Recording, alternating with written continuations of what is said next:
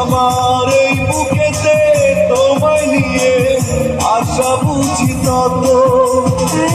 তোমার কথাই সুরে সুরে চিরদিন প্রেম করেছে পৃথিবীতে প্রথম আদম হাওয়া।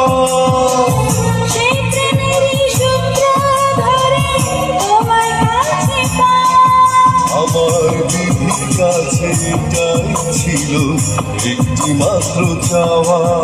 আমার বিধির কাছে এটাই ছিল একটি মাত্র চাওয়া।